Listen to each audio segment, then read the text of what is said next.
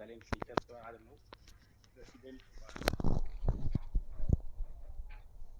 कैसे उनका इलेक्शन होता है, क्या खबर है, ठीक है। Yes sir. जैसे हम लोगों ने कहा ना कि हेड ऑफ द स्टेट और हेड ऑफ द गवर्नमेंट वहाँ पे दोनों एक ही प्रेसिडेंट होते हैं। और वो व्यक्ति कौन है? प्रेसिडेंट। यस।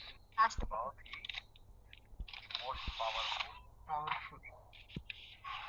Powerful person. कितना टाइम से ऐड हो जाना चाहिए ना जल्दी जल्दी।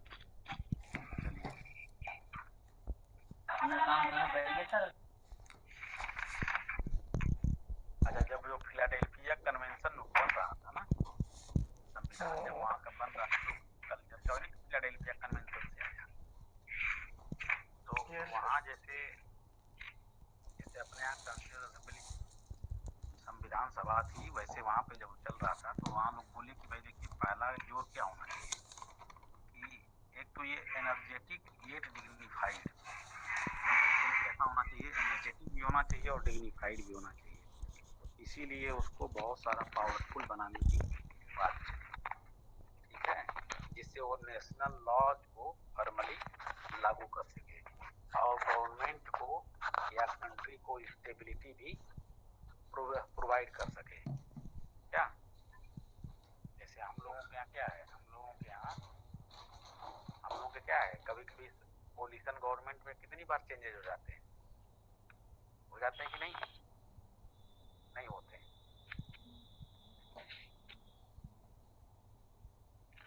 चलिए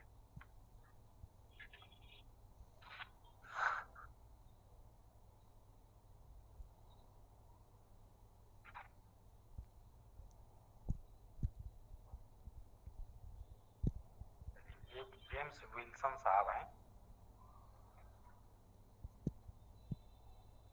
जेम्स विल्सन साहब ये कहते हैं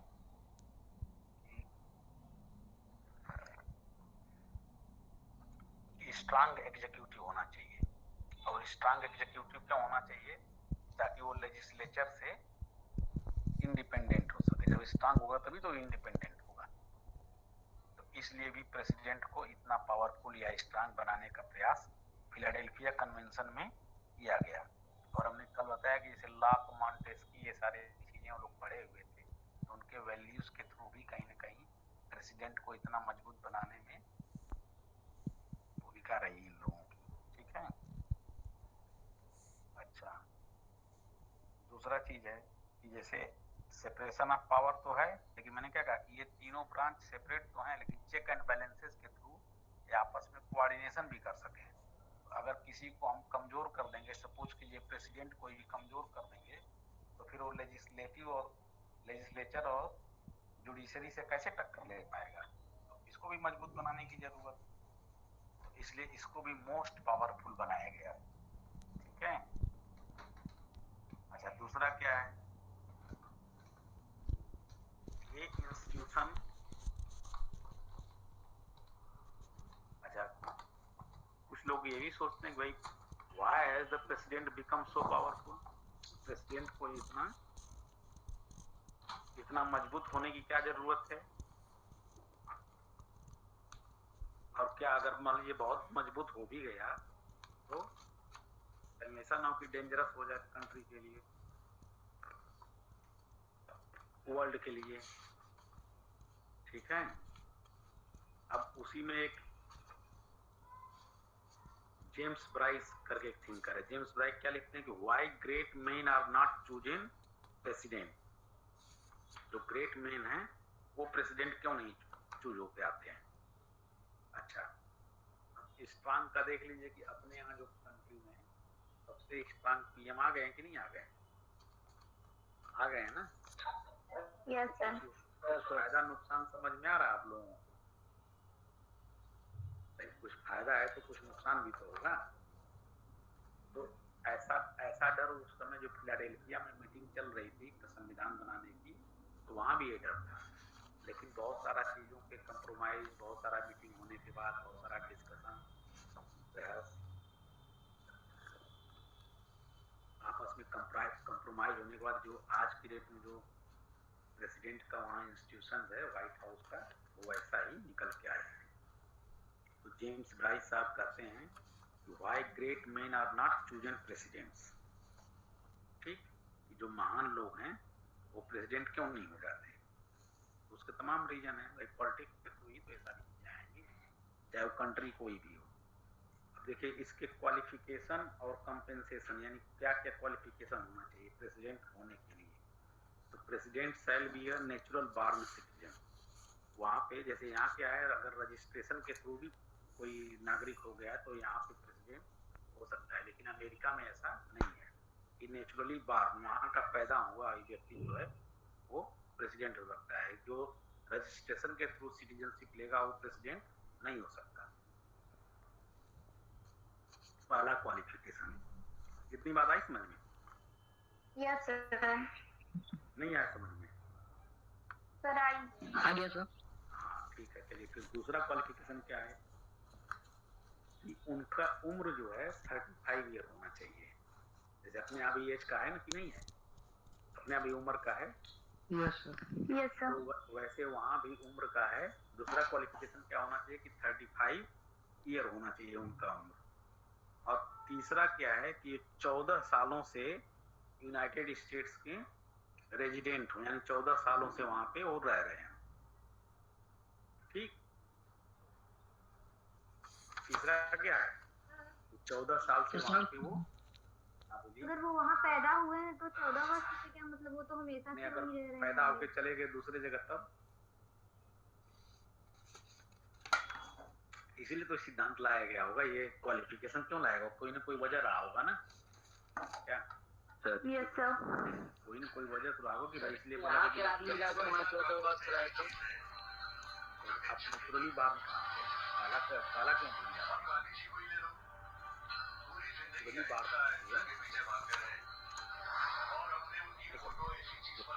समझ गए सर। यस सर, आगे। हाँ, किसी एक से अगर बात कर रहा हूँ तो पीछे वाले पे भी ध्यान देना है। चलिए, इसमें एक सज्जन थे, ठीक है, एक सज्जन थे जो 14 साल उनका नहीं हो रहा था, कंटिन्यूअस नहीं हो रहा था, ठीक है।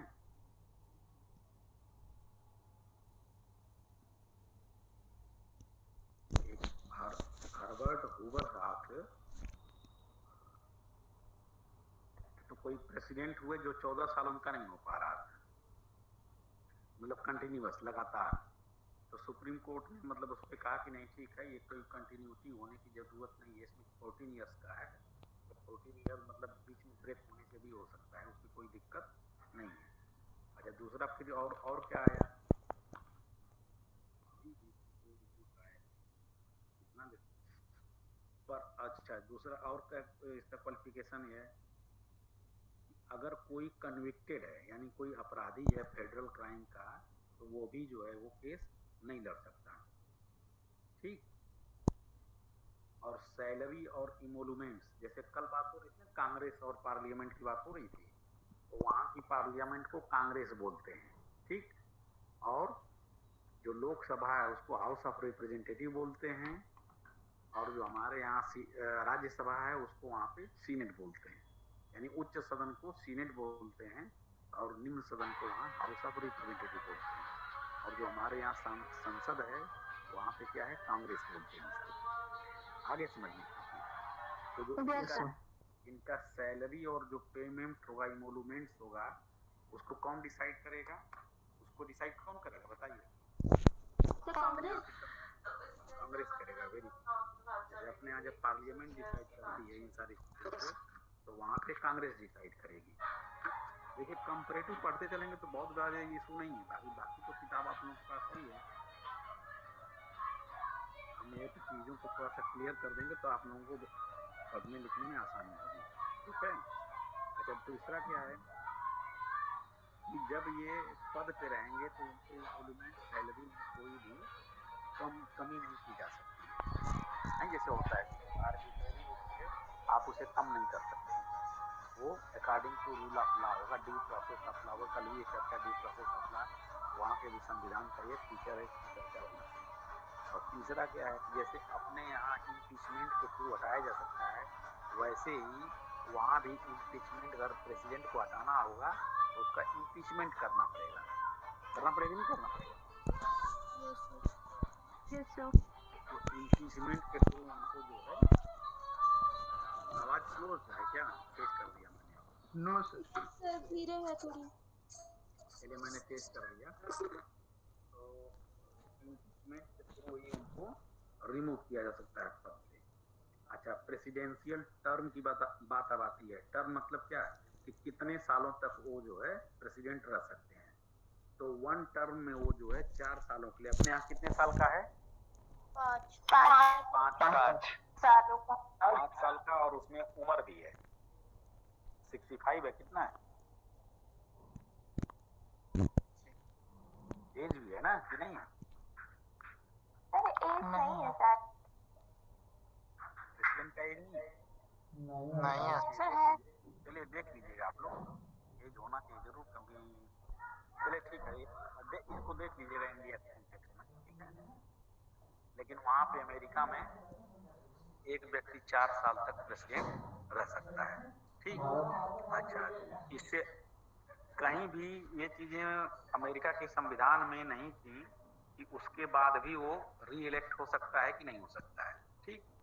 तो हुआ क्या कि जैसे होता ना कि कन्वेंशन है, कस्टम है, प्रथा है, तो लोग दूसरा टर्म बस करते थे। लेकिन बीच बीच में अपवाद क्या हो, बहुत सारे लोग 3-3, 4-4 टर्म भी रहे, ठीक।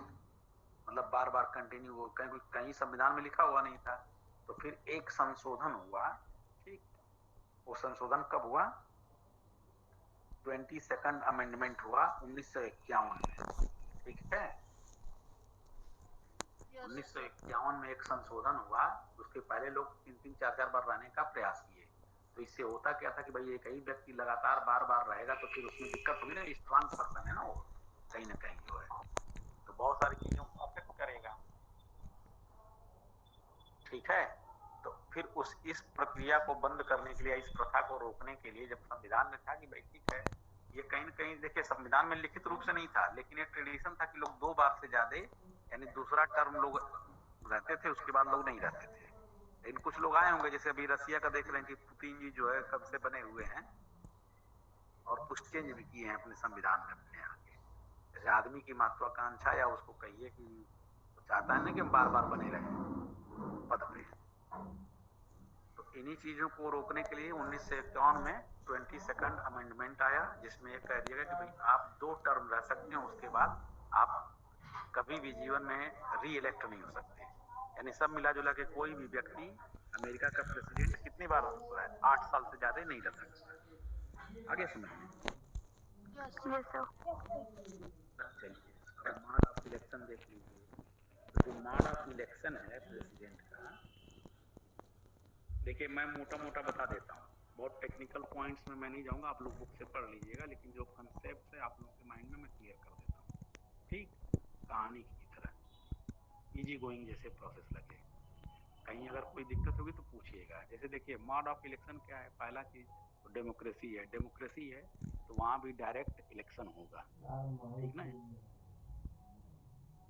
वहां भी इलेक्शन जनता ही करेगी। लेकिन वहां पे है क्या कि जो वहाँ का प्रेसिडेंशियल इलेक्शन है, जैसे अपने यहाँ के प्रेसिडेंट का इलेक्शन की तरह नहीं है, वहाँ अलग सिस्टम है। तो वहाँ पे है क्या, देखिए है तो फिलहाल 2 पार्टी, एक डेमोक्रेट और दूसरा क्या है, रिपब्लिक। यही 2 पार्टी है ना। Hello, yes yes sir. दो यस पार्टी सर। कौन? एक डेमोक्रेट्स बाइडेन हैं का। और रिपब्लिक है, यही 2 पार्टी हैं। ये अभी आज की स्थिति है, ठीक। लेकिन जब संविधान बन रहा था तो ऐसा नहीं, यानी संविधान में कहीं भी ऐसा नहीं है कि यहाँ पे 2 पार्टी सिस्टम है। वो धीरे धीरे डेवलपमेंट हुआ, 2 पार्टियां डोमिनेंट हो गई, कोई और छोटी मोटी 2-1 पार्टी है, टी पार्टी है, कोई ग्रीन पार्टी है, इस ढंग की छोटी छोटी पार्टी है वहाँ पे। लेकिन संविधान में कहीं भी ऐसा नहीं लिखा गया है कि 2 पार्टी सिस्टम यूएसए में होना चाहिए, ठीक है। वो अलग बात है कि व्यवहार में, अब देखिए यही व्यवहारवादी आ जाए दृष्टिकोण, इसीलिए व्यवहारवादी दृष्टिकोण वहाँ पे ज्यादा है। संविधान छोटा सा है, हमारे यहाँ खूब लिखा हुआ संविधान है? इतना बड़ा सा रामायण महाभारत लिख दिया और तब भी दुनिया भर की समस्याएं जस की तस पड़ी हुई। तो वहाँ पे अब क्या हो गया, 2 पार्टी सिस्टम डेवलप हो गया है, तो डेमोक्रेट और रिपब्लिकन। लेकिन ऐसा कहीं संविधान में लिखा नहीं है, ये इसलिए एकदम क्लियर रखिए माइंड में। 2 पार्टी सिस्टम ऐसा नहीं, लेकिन वो व्यावहारिक दृष्टिकोण से डेवलप होते होते टाइम के हिसाब से वहाँ 2 ही पार्टी मेजर पार्टी मतलब वो मुख्य रूप से उभर के आई है, बाकी छोटी मोटी पार्टी हैं वहाँ पे। तो अब इलेक्शन कैसे प्रेसिडेंट का होता है, इलेक्शन का प्रक्रिया जो है 1 साल का लगभग वहाँ पे है। हमारे यहाँ कितने साल का है, हमारा 1 साल का प्रक्रिया नहीं है, वो 6 महीने पहले ही इलेक्शन करा के हो जाता है। हाँ बताइए। 5 साल का है हमारे यहाँ 5 साल की प्रक्रिया है इलेक्शन का। सर, 6 महीने। हाँ 6 महीने, 5 साल का 6 महीने पहले ही होता है। हाँ 6 पहले 5 जो साल तो कार्यकाल है। अन्य साल सर का उनके कहने का टर्म। मतलब क्या किसके? सर जिसने भी बोला है उनके कहने का मतलब था कि 5 साल गैप रहता है तब इलेक्शन है। नहीं वो तो टर्म हो जाएगा ना। देखिए यही फर्क समझिए कि ये आपका कार्यकाल है, वो टेन्योर की बात कर रहे थे जो वो टिन्योर है, टिन्योर देखिए बढ़िया है, टिन्योर है, टर्म है, आपका कार्यकाल है, ठीक है, वो 5 साल का है। लेकिन इलेक्शन का जो प्रोसेस है हमारे यहाँ 6 महीने का भी नहीं, 6 महीने पहले इलेक्शन करा लिया जाता है, ताकि जब ये प्रेसिडेंट आते तो अगले वाले तुरंत हो जाए, ठीक है, ताकि कोई डिस्प्यूट हो कुछ भी हो तो सब पहले क्लियर रहे। अच्छा है क्या, जैसे पार्लियामेंट में मुश्किल से 2-3 मीटिंग में अपना हो जाता है। इधर आपका जो कौन सा है, जो राज्यसभा है, हेलो, यस सर। राज्यसभा और लोकसभा और जो स्टेट के लोग भी तो उसमें पार्टिसिपेट करते हैं ना, कि नहीं करते, प्रेसिडेंट के करते इलेक्शन हैं सर। करते हैं ना। तो ये जो हमारा जो 6 महीने का वहाँ की प्रक्रिया, वहाँ लगभग साल भर प्रक्रिया पहले शुरू हो जाती है। जैसे अभी हाल ही में न्यूज में पढ़ते होंगे जनवरी में वहाँ अभी ये आए जो भी बिडेन साहब आए, जबकि जो बाइडेन। हाँ जो बाइडेन जो है, और उससे पहले क्या चीज, ठीक है यार, बाइडेन बस नाम समझे, ट्रम्प साहब जब थे उसके पहले ही प्रक्रिया चल रही थी, साल भर पहले से ही प्रक्रिया चल रही थी, सितंबर में शुरू हो जाती है और अगले जनवरी में जाके वो एक्सेप्ट करती है। अब उसमें होता क्या देखिए, जैसे एक तो पहला जो होता है कि प्रेसिडेंट का इलेक्शन लड़ेगा कौन, जैसे सपोज कि 2 पार्टी है, डेमोक्रेट्स एंड रिपब्लिकन। मान लीजिए रिपब्लिकन पार्टी में भी 3-4 कैंडिडेट हैं और डेमोक्रेट्स पार्टी में भी 3-4 कैंडिडेट खड़ेंगे, हम भी लड़ेंगे, हम भी लड़ेंगे, ये मेंबर है। तो फिर इन्हीं में पहले डिसाइड होता है, पार्टी पहले डिसाइड करती है कि हमारा कैंडिडेट कौन होगा, ठीक है। हम बेसिक कहानी बता देते जिससे आपको कंसेप्ट क्लियर हो जाए, बाकी बुक्स में सब कुछ ये कैसे क्या होता है, टेक्निकल समस्याएं क्या है, वो सारी चीज ये भी उसको आप लोग पढ़ लीजिए। बेसिक चीज क्या कि पहले पार्टी ही डिसाइड कर लेती करती है, उसमें क्या डेलीगेट्स इलेक्ट होते हैं, जो स्टेट्स हैं कितने 50 स्टेट थे ना, कैलिफोर्निया है और मान लो 50 स्टेट हैं। तो वहाँ से जो जो पॉलिटिकल पार्टी की जो मेंबर्स हैं वो डेलीगेट्स जो है इलेक्ट करते हैं। अब वो डेलीगेट्स जो इकट्ठा होते हैं कहाँ पे, जो स्टेट का कैपिटल है वहाँ पे इकट्ठा होते हैं। फिर वो लोग जो है ये डिसाइड करते हैं कि ठीक है, इन जो तीन या 4 लोग अपना नॉमिनेशन करने के लिए कह रहे हैं, तो इनमें कौन फिर इलेक्शन किसको लड़ाया जाए, वो पार्टी के लोग डिसाइड करते हैं डेलीगेट्स के माध्यम से। आगे इतनी बात समझ में? सर डेलीगेट क्या होता है? हाँ तो कि जो पार्टी के मेंबर्स हैं, जो लोकल लगकर के, हर पॉलिटिकल पार्टी में मेंबर होंगे कि नहीं होंगे, ये इस पार्टी के मेंबर है, इस पार्टी के मेंबर है। तो जब ये 3-4 लोगों का नाम आएगा कि भाई जैसे नॉमिनेशन करेंगे, भाई मैं इलेक्शन लड़ रहा हूँ इस स्टेट का, वो कहेंगे मैं लड़ना चाहता हूँ, तो तमाम स्टेट्स में जाके कैंपेन करेंगे अपनी, ठीक। तो जब वो कैंपेन कर तो जो मेंबर्स हैं पॉलिटिकल पार्टी के, वही डेलीगेट्स नियुक्त करेंगे अपने अपने स्टेट में, ठीक। फिर वो डेलीगेट्स डिसाइड करेंगे कि 3-4 लोगों में कौन से लोग जो प्रेसिडेंट का इलेक्शन लड़ेंगे। एक ही आदमी तो लड़ेगा ना किसी पार्टी में, 4 लोग तो लड़ेंगे नहीं। हमारे यहाँ तो कोई भी लड़ सकता है ना, कि नहीं लड़ सकता, नहीं लड़ सकता। नहीं क्या इसमें नहीं समझ में आया ये बताइए। सर, डेलीगेट मतलब कैसे अरे लोग? यार डेलीगेट जैसे हमने आपको कह दिया, जैसे मान लीजिए हम 10 लोग हैं, हम 10 लोगों ने आपको नियुक्त किया कि ठीक है आप जाइए कौन कैंडिडेट को चूज करना है आप चूज करिए, हमने अपना पावर आपको दे दिया, तो आप डेलीगेट हो गए, है बस में यस। आगे समझ में। यस पॉलिटिकल पार्टी में जैसे सारे मेंबर्स तो हो नहीं सकते पूरे कंट्री के हो जाएंगे, नहीं हो जाएंगे तो कितनी दिक्कत होगी। इसीलिए इनडायरेक्ट इलेक्शन, वो तो अभी विदिन द पार्टी चल रहा है कि किस कैंडिडेट को इलेक्शन लड़ाना है। इससे बहुत जरूरत भी नहीं है, हम लोग उसको इलेक्शन पे आते हैं, ठीक है ना। जो पहले क्या था कि जैसे प्रेसिडेंट और वाइस प्रेसिडेंट का जो इलेक्शन था वो एक ही में चलता था, ठीक है। तो जैसे जो नंबर 1 पे आ गया वो प्रेसिडेंट होता था, जो नंबर 2 पे आया उसको वाइस। लेकिन धीरे धीरे बहुत सारा जो है चेंजेज आया होगा ना, नहीं समझता। जो 250 साल का अगर है धीरे धीरे बहुत सारा चेंजेज आया होगा वहाँ पे। आई बात समझ लीजिए। यस सर पहले ऐसा होता था लेकिन अब क्या है, अब वाइस प्रेसिडेंट का इलेक्शन अलग और इसका इलेक्शन अलग होता है, ठीक है, अलग होता है ना। यस सर अच्छा अब देखिए क्या है, अब ये तो पार्टी का मैंने बताया कि पार्टी कैंडिडेट डिसाइड करती है। जैसे मान लीजिए किसी पार्टी में, जैसे मान लीजिए इसमें तीन चार लोग, रमेश सुरेश और राम, 3 लोगों को 3 लोग लड़ेंगे, तीनों लोग दावा कर रहे हैं। तीनों लोगों में से जो डेमोक्रेट, मान लीजिए डेमोक्रेट पार्टी के मेंबर, तो इन तीनों लोगों में डिसाइड करना होगा ना, तो डेलीगेट के माध्यम डिसाइड होगा। डेलीगेट लड़ेंगे या फिर डेलीगेट जिसको डिसाइड कर देंगे वही इलेक्शन जीत जाएगा। तो वो जो है फिर वो अगर सारे लोग बोल देंगे कि नहीं ठीक है रमेश लड़ेंगे तो फिर रमेश लड़ेंगे, ठीक, तो फिर रमेश के बारे में कैंसिल कर देंगे। अब क्या होता है देखिए, मेन इलेक्शन होता है, तो एक पार्टी की बात है। अब एक कैंडिडेट डिसाइड हो गया कि ये इलेक्शन लड़ेंगे तो अब डेलीगेट अब क्या इलेक्टर, तो इनडायरेक्ट है, तो जो इलेक्टर्स हैं वही क्या करते हैं, इलेक्ट करते हैं इसको प्रेसिडेंट को। डायरेक्ट पब्लिक नहीं इलेक्ट करती है, पब्लिक किसको इलेक्ट करती है, इलेक्टर्स। अब डेलीगेट इलेक्टर्स का फर्क समझ में आया कि नहीं आया, नहीं आया है? आ गया सर। वही जो इलेक्टोरल कॉलेज जो इलेक्टोरल कॉलेज जो होगा उसको वो इलेक्टर्स करेगा, और इलेक्टोरल कॉलेज इलेक्ट करेगा किसको, प्रेसिडेंट को। तो वो मेन इलेक्शन की बात है। लेकिन जो पॉलिटिकल पार्टी के कैंडिडेट डिसाइड कर देंगे वहाँ डेलीगेट होगा, ठीक। ये तो क्लियर भैया होगा लेकिन इसको समझा दें भाई, छोटा छोटा जैसे तो समझ लेंगे आप, तो आपको फिर याद करने में दिक्कत नहीं होगी, ठीक। तो अब जैसे मान लीजिए कैलिफोर्निया एक स्टेट है, वहाँ पे 55 इलेक्टर्स हैं, ठीक। तब 55 इलेक्टर्स मतलब 55 इलेक्टर्स को इलेक्ट करेगी वहाँ की जनता इलेक्ट करेगी ना।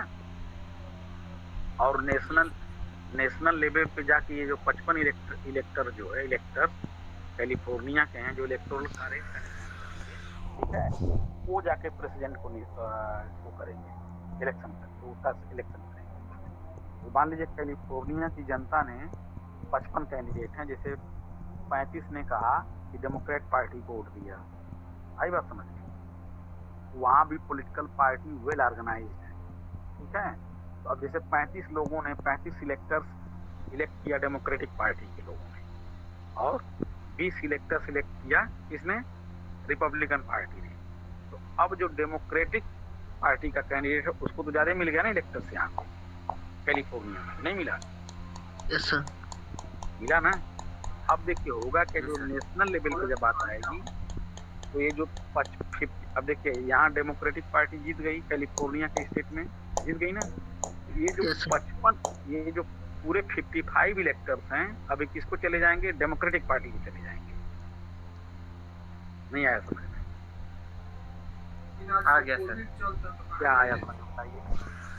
भाई और लोग इसमें नहीं जैसे समझे तो 35 सर उसने जीते और 20 एक पार्टी ने जीते, तो जो ज्यादा जीतेगा पूरा सीट उसी को दे दिया जाएगा, उसी 55 को का दे दिया 55। जाएगा। ये टेक्निकल थोड़ा सा ये चीज है, आई बात समझ में। तो ऐसे ही तमाम स्टेट में, तो जैसे देखिए कुछ स्टेट जो है तो होड़ है, जैसे कहीं कहीं रिपब्लिकन का होड़ है, कहीं न कहीं डेमोक्रेट का होड़ है, मतलब उस स्टेट पे। कुछ स्टेट को स्विंग स्टेट बोलते हैं, जैसे वहाँ चीजें बदलती रहती हैं, यानी जनता का मूड बदलते रहता है। कभी जैसे वो रिपब्लिकन को जिताते हैं तो कभी डेमोक्रेट्स को जिताते हैं, ठीक है। तो इनको स्विंग स्टेट बोलते हैं। जैसे न्यू जर्सी है, ये और एक कोई देखिए उसका नाम हमें नहीं याद है। ये ऐसे स्टेट्स हैं तो ज्यादा फोकस फिर पॉलिटिकल पार्टी या कैंडिडेट का कहाँ पे रहेगा, जो स्विंग स्टेट है वहाँ पे रहेगा ना। जहाँ फिक्स है वहाँ तो फिक्स है। जहाँ मान लीजिए डेमोक्रेट का पलड़ा भारी है तो जानते हैं कि डेमोक्रेट को ही वोट जाएगा इस फलाना स्टेट का, तो वहाँ पे ज्यादा काम करने की जरूरत नहीं है। जो स्विंग स्टेट है उस पर लोग काम करते हैं, यानी वहाँ इलेक्शन रैली करेंगे, तमाम चीजें करेंगे। ठीक। तो अच्छा, इसके लिए फिर वो पूरा उनका टीवी पे भी जैसे डिबेट होता है, 3 डिबेट टीवी पे भी होता है।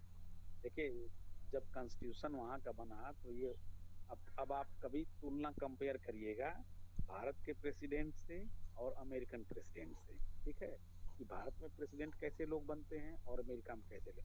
अमेरिकन कोई ऐसा प्रेसिडेंट नहीं होगा जो पढ़ा लिखा समझदार नहीं होगा, हाईली क्वालिफाइड लोग। जैसे वुडरो विल्सन का नाम सुना है आपने? वुडरो विल्सन का नाम, वुडरो विल्सन वहाँ के प्रेसिडेंट रहे, जो पब्लिक एड के फादर कहे जाते हैं।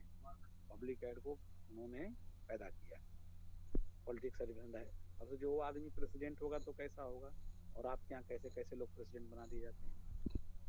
मैं डिसरिगार्ड की बात नहीं कर रहा, लेकिन सिस्टम क्यों ऐसा बनाया गया कि ताकि हाईली क्वालिफाइड और पढ़े लिखे और समझदार लोग अमेरिकन प्रेसिडेंट बने, जिससे वो कंट्री वर्ल्ड लेवल पे मजबूत है।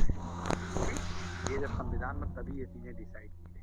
तो इसीलिए जो टीवी पे 3 डिबेट होते हैं, ताकि भाई जैसे कहीं ना कहीं तो ये डायरेक्ट इलेक्शन होता है ना, पूरा कंट्री इलेक्ट करता है ना उसको प्रेसिडेंट।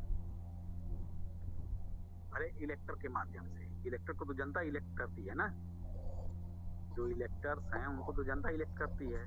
तो कहीं ना कहीं प्रेसिडेंट का इलेक्शन तो डायरेक्ट है ना वहाँ पे। Yes sir. डायरेक्ट का मतलब कि जैसे पब्लिक का कहीं ना कहीं उसमें से आप हैं। सर नहीं, जैसे इलेक्शन का अपने प्रक्रिया, सांसद चुने जाते हैं वैसे। क्या चीज? सर जैसे यहाँ अपने यहाँ बोलिए। सांसद वगैरह चुने जाते हैं, हाँ हाँ वैसे ही। भी लेकिन डाइट उसमें एक, हाँ एक सांसद चुने तो सांसद नहीं, वहाँ इलेक्टर चुने जाते हैं प्रेसिडेंट के इलेक्शन के लिए, और इलेक्टर को जनता चूज करती है। तो कहीं न कहीं पूरे देश की जनता इन्वॉल्व रहती है प्रेसिडेंट के इलेक्शन में। तो इसीलिए उसको, ताकि क्वालिफाइड आदमी आए, मेरिटोरियस आदमी आए, बहुत ही पढ़ा लिखा होगा तो बहुत सारा सिस्टम अच्छे से चलाएगा, उसको मोस्ट पावरफुल है ना। तो इसीलिए टीवी पे डिबेट उसका आता है, बहुत सारा चीज उसका होता है, कैंपेनिंग होती है। ठीक। तो इलेक्शन वहाँ का समझ में आया कि नहीं आया? हमने देखिए बहुत कहानी के माध्यम से हमने आपको समझा दिया है। इलेक्टोरल कॉलेज बनता है, तो इलेक्टोरल काज का ये इलेक्टोरल वोट्स होते हैं, यही बनाते हैं। ठीक है, इसको जैसे हमने बहुत ही मोटे मोटे तरीके में आपको बता दिया, ताकि आपको ये चीज, अब इसको थोड़ा सा आप लोग और पढ़ लीजिएगा आज, और जो चीजें नहीं आएंगी तो फिर अगले हफ्ते उस पर चर्चा हो जाएगी। ठीक। Yes sir.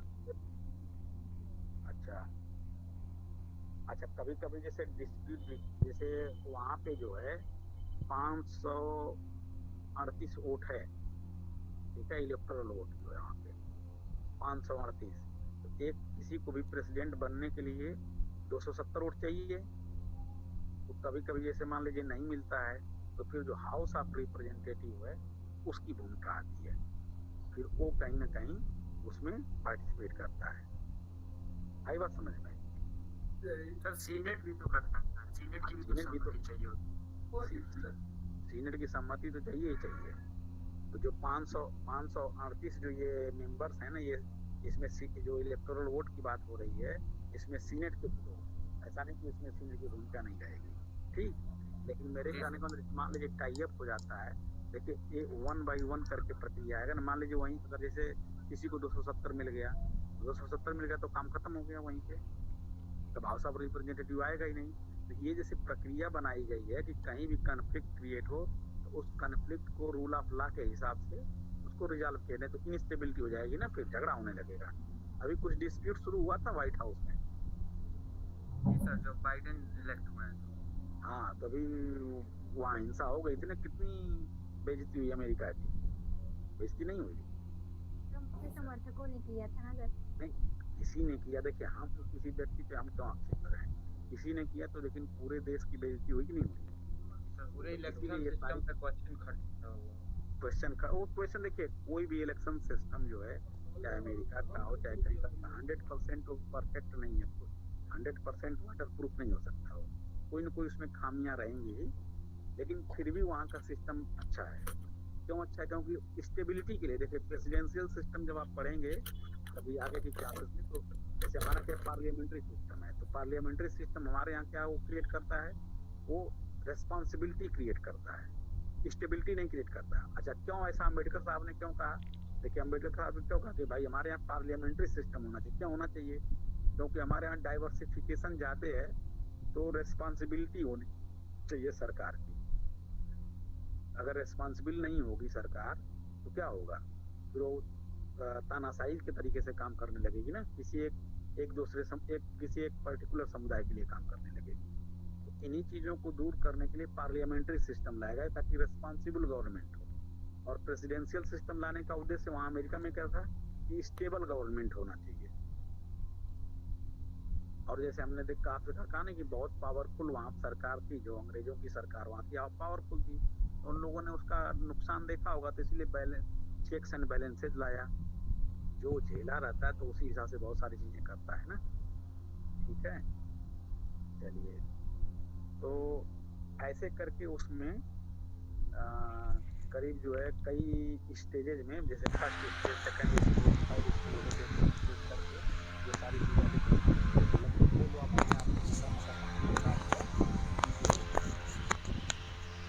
ऐसे ऐसे ये चीजें होती है। ठीक, इसका मतलब ये आपको समझ में आ गया।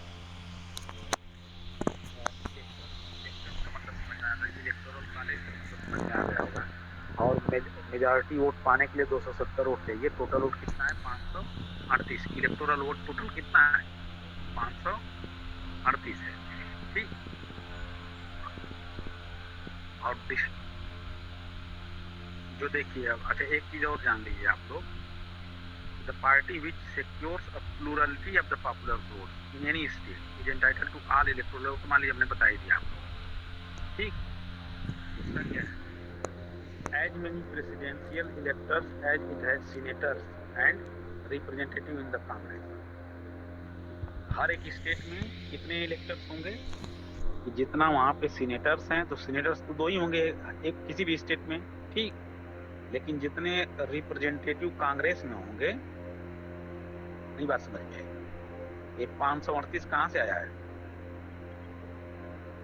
438 हाउस ऑफ रिप्रेजेंटेटिव्स के हैं वहाँ से, और 100 सीनेट से, तो इनको मिला के 538 इलेक्टोरल कॉलेज वोट बनाए गए।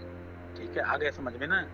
तो अब जो इसमें पॉइंट वही दिया गया है कि जितने सीनेटर्स हैं और जितने हाउस ऑफ रिप्रेजेंटेटिव्स में मेंबर हैं, यानी कांग्रेस के जितने मेंबर हैं, सिंपल भाषा में कहा जाए, उतने इलेक्टर्स होने चाहिए इलेक्टोरल कॉलेज में। तो इसीलिए 270 वोट जो है, जो पा जाएगा वो वहाँ का प्रेसिडेंट हो जाएगा।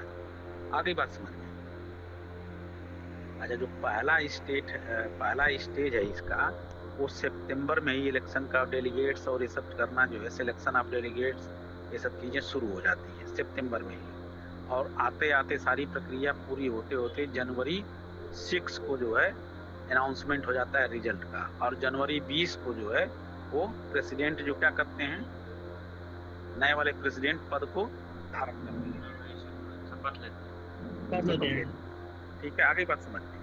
तो इतनी लंबी प्रक्रिया अपनाने के बाद जो है, और उसके बावजूद भी आप लोग कह रहे हैं कि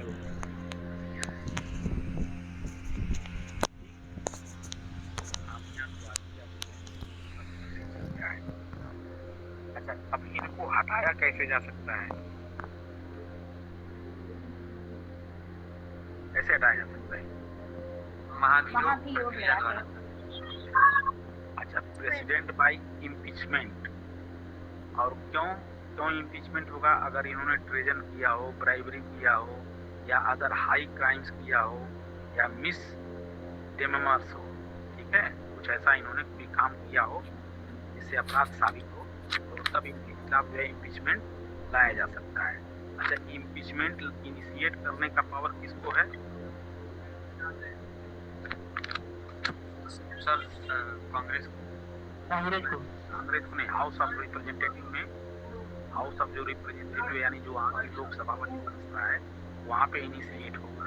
ठीक है, और मेजॉरिटी वोट से होगा। जैसे अपने यहाँ भी होता है, अपने यहाँ तो कोई सदन इसको इनिशिएट कर सकता है ना, लेकिन यहाँ पे जो इनिशिएट होगा कहाँ पे होगा, यानी शुरुआत कहाँ पे होगी इम्पीचमेंट की, हाउस ऑफ रिप्रेजेंटेटिव। ठीक है। अच्छा, दूसरा क्या है, the case is tried by the senate. लेकिन केस का ट्रायल कौन करेगा? सर एक क्वेश्चन था सर, इम्पीचमेंट है सर नॉर्मल मेजोरिटी से हो जाएगा या 2/3 लाना पड़ेगा?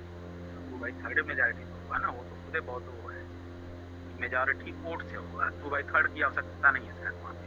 ठीक है। और लेकिन जो ट्रायल होगा वो, लेकिन इनिशिएट कहाँ होगा, हाउस ऑफ रिप्रेजेंटेटिव, अपनी यहाँ की तरह नहीं है। मेरा सर पूछने का ये मतलब था कि साधारण बहुमत द्वारा ही हटाया जा सकता है या फिर 2/3 बहुमत की आवश्यकता हो? सिर्फ मेजोरिटी की 2/3 सिर्फ मेजोरिटी की जरूरत है। तो इसमें कोई स्पेशल मेजोरिटी नहीं लिखा है। अगर जब वो ऐसा रजनीश बात कर रहे हैं, वो बोल रहे हैं सर। मैं नहीं बोल रहा सर इंडिया में सर इम्पीचमेंट के लिए सर राष्ट्रपति को सर 14 दिन पहले सर सूचना दी जाती है ना? इंडिया अलग है ना, वहाँ अलग है। तो सर वहाँ पे ये सूचना वाली जो नियम, यहाँ पर पार्लियामेंट्री फॉर्म ऑफ का ये भारत में फर्क रहेगा ना, अगर होता तो हम बताते नहीं। Okay sir. दूसरा चीज है जो 2/3 आप बोल रहे हैं, जो हाउस ऑफ रिप्रेजेंटेटिव मेजॉरिटी चाहिए इनिशिएट करने के लिए, लेकिन सीनेट में जो ट्रायल चलेगा ना, उसमें सुप्रीम कोर्ट का जो चीफ ऑफ जस्टिस होगा वो डिसाइड करेगा उसको ट्रायल। ठीक है। और it requires 2/3 support for conviction. अब देखिए यहाँ 2/3 आए, बस समझ में नहीं, समझ में जो सीनेट में ट्रायल चलेगा इम्पीचमेंट का, और उसमें सुप्रीम कोर्ट के चीफ जस्टिस बैठेंगे। ठीक है। तो वहाँ पे 2/3 वोट चाहिए कन्विक्ट, मतलब उसको इम्पीचमेंट पूरा करने के लिए, उनको अपराध घोषित करने के लिए कितना चाहिए, 2/3 वोट चाहिए वहाँ पे सीनेट में।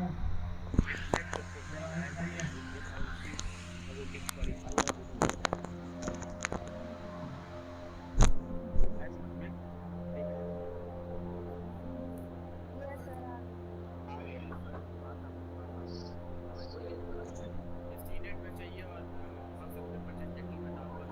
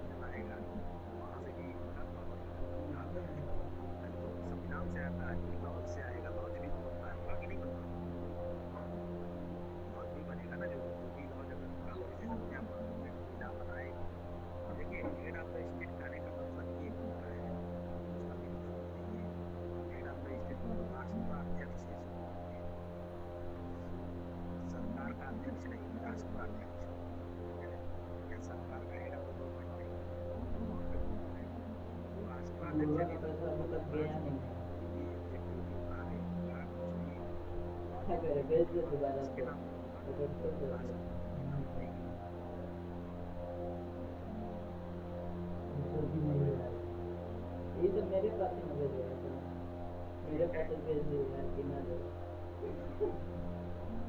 Yes sir.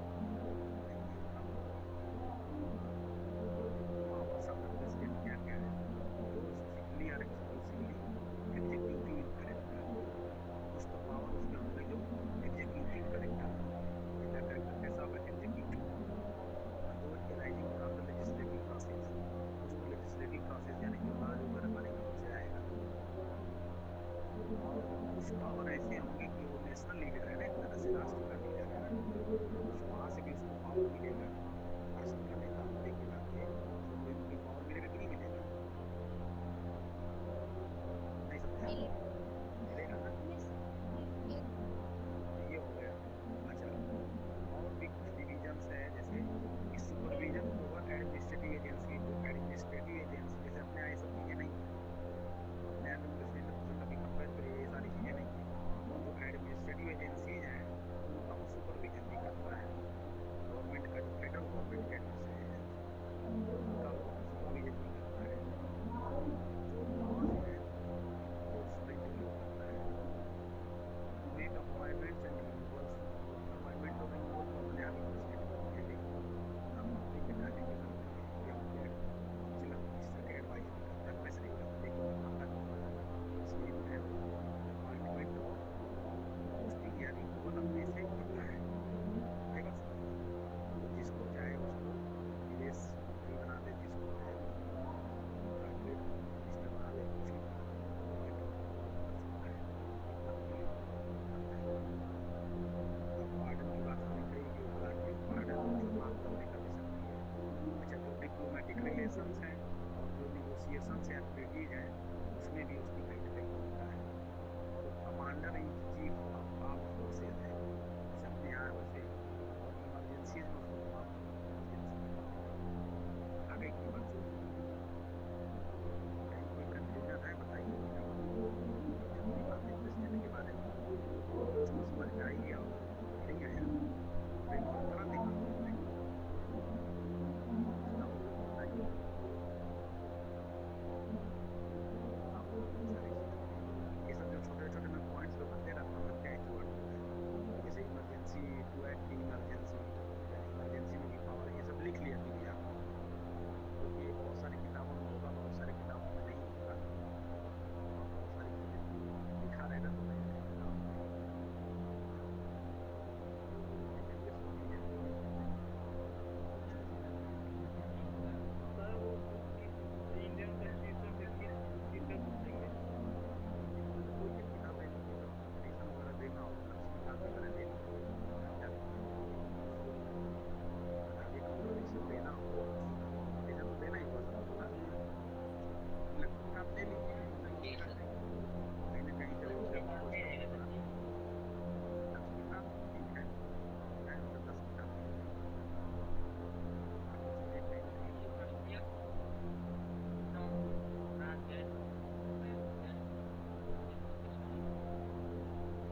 इसका पेपर वन का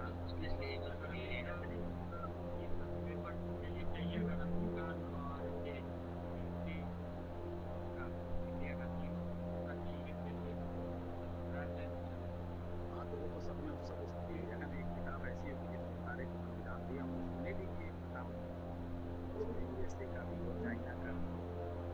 चाइना का भले इस साल नहीं पढ़ाया जा रहा है यहाँ, लेकिन उसमें थोड़ा सा आपको जानकारी होगी तो अभी अगले एग्जाम देने के बाद पढ़ लीजिएगा, थोड़ा सा जानकारी रहेगा तो कोई हो जाएगा ना फिर।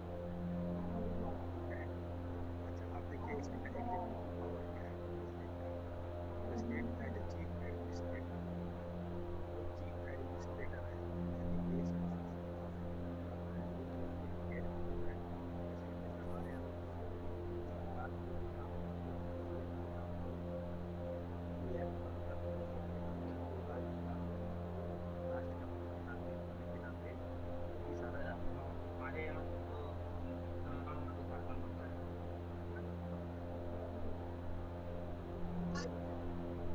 नाम मात्र का होता है राष्ट्रपति। नाम मात्र का होता है, लेकिन वो नाम मात्र का होने के बावजूद भी, अब तो हम जब अमेरिका में आ रहे हैं तो अमेरिका का प्रेसिडेंट नाम मात्र का नहीं होता, वो क्या कहते हैं, उनका तो गवर्नमेंट ही होता है। थोड़ा सा हम इंडिया से डिफर है कि इंडिया का यहाँ भी जो भी काम होता है वहाँ पे प्रेसिडेंट के नाम पे ही होता है, लेजिस्लेटिव होता है। लेजिस्लेटिव नहीं वही करता है, कोई राष्ट्र का या किसी देश का प्रधान नागरिक कोई नहीं होता है।